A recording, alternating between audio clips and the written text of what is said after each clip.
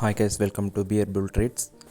இன்றைக்கி மே 16 இன்றைக்கி ஒரு லைவ் ட்ரேட் வந்து எக்ஸிக்யூட் பண்ணுறோம். ஸோ பாருங்கள், மார்க்கெட் வந்து பார்த்திங்கன்னா ப்ரீ மார்க் ஓப்பனிங்கில் ஒரு 100 பாயிண்ட்ஸ் அபோவ் இருந்தது. ஸோ அதனால் வந்து பார்த்திங்கன்னா சிஇ வரத்துக்கு வாய்ப்பு இருக்குதுன்னு சொல்லிட்டு ஒரு ட்ரேட் எக்ஸிக்யூட் பண்ணியிருக்கோம். இந்த ட்ரேட் பார்த்திங்க அப்படின்னா 22,300 சிஇ. ஸோ அரௌண்ட் வந்து 53 பாயிண்ட்ஸில் வந்து எடுத்து ஸோ நெக்ஸ்ட் பார்த்திங்க அப்படின்னா ஃபஸ்ட் 5 மினிட்ஸ் கேண்டில் வந்து மார்க்கெட் வந்து அப்படியே ஷிஃப்ட் ஆகிட்டுருக்கு. இப்போ வந்து பார்த்திங்கன்னா பியர் வந்து மூவ் பண்ணிகிட்ருக்காங்க மார்க்கெட்டு. நம்மளோட ஃபிப்னோக்கி லெவலில் வந்து பார்த்திங்கன்னா நம்ம 1.236 அப்படின்ட்டு ஒரு ரேஞ்சு கொடுத்து மார்க்கெட் வந்து இது வரைக்கும் வந்து போகிறதுக்கான வாய்ப்பாக இருக்குது. ஸோ ஃபுல் டே மார்க்கெட் வந்து பை சைடு இருக்குன்னு சொல்ல முடியாது. ஏன்னா வந்து கேப் அப் மார்க்கெட் என்பதனால பார்த்திங்கன்னா கண்டிப்பாக மார்க்கெட் வந்து பழைய கேப்பை ஃபில் பண்ணுறதுக்கு வரதுக்கான பாசிபிலிட்டிஸ் நிறையவே இருக்குது. ஸோ சிங்கிள் கேண்டில் பார்த்திங்கன்னா வந்து நல்ல ஒரு மொமெண்டம் இருக்குது. ஸோ மோஸ்ட் ஆஃப் இந்த மாதிரி மொமெண்டம் இருக்கக்கூடிய கேண்டில் அதனோட எண்டு முடிஞ்சு ஒரு 5% ரிட்டர்ன் வரும்போது நீங்கள் வந்து ப்ராஃபிட்டை புக் பண்ணிவிடுங்க. ஏன்னா திரும்ப அகைன் மார்க்கெட் வந்து சேம் லெவல் மெயின்டைன் ஆகும்னு சொல்ல முடியாதுங்க. ஸோ அதே போல் வந்து சப்போர்ட் அண்ட் ரெசிஸ்டன்ஸ் ப்ராப்பராக ட்ரா பண்ணியிருந்தீங்க அப்படின்னா கண்டிப்பாக மார்க்கெட்டோட ரிவர்சல் வந்து நம்ம ஈஸியாக ஃபைண்ட் அவுட் பண்ணி இருக்க முடியும். எப்போவுமே வந்து ஷேர் மார்க்கெட்டை பொறுத்தளவுக்கு நம்ம எதிர்பார்க்கக்கூடியது வந்து 10, 20, 100 பாயிண்ட்ஸ் அப்படின்னு எதிர்பார்க்காதீங்க. லாட்ஸை மட்டும் இன்க்ரீஸ் பண்ணிக்கோங்க.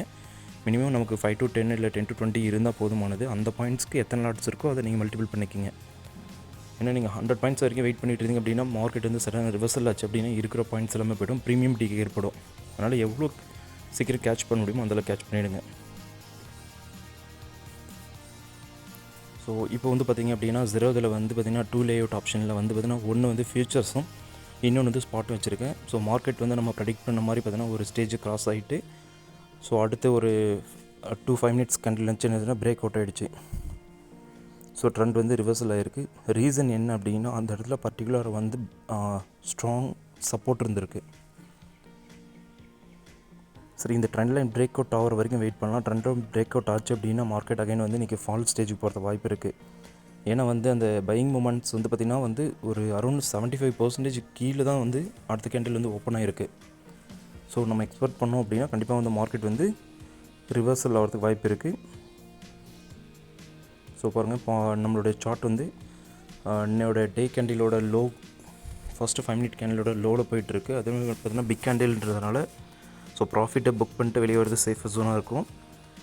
ஏன்னா gap up market.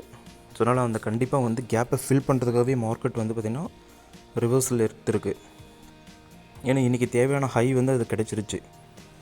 Around 100 points above கிடச்சதுனால அந்த கேப்பை ஃபில் பண்ணிட்டு வேணுன்னா இன்றைக்கி மார்க்கெட் வந்து கொஞ்சம் மூவ் பண்ணலாம். ஸோ ஸ்ட்ராங் ட்ரெண்ட் லைன் பார்த்திங்க அப்படின்னா ரெசிஸ்டன்ஸ் வந்து பார்த்திங்கன்னா நமக்கு நேற்றோட ஹை கிட்ட இருக்குது. ஸோ அதனால் மார்க்கெட் எக்ஸ்பெக்டேஷன்ஸ் வந்து லோ வரதுக்கான பாசிபிலிட்டிஸ் இருக்குது. ஸோ ஒவ்வொருத்தரும் தயவுசெய்து ட்ரேட் பண்ணும்போது ஒவ்வொரு விஷயத்தை பாருங்கள். மார்க்கெட் ஒரே டைரெக்ஷனில் போகாது. குயிக்காக எப்படி எக்ஸிட் ஆகுமோ அந்தளவுக்கு ஆகிக்குங்க. ஓகே.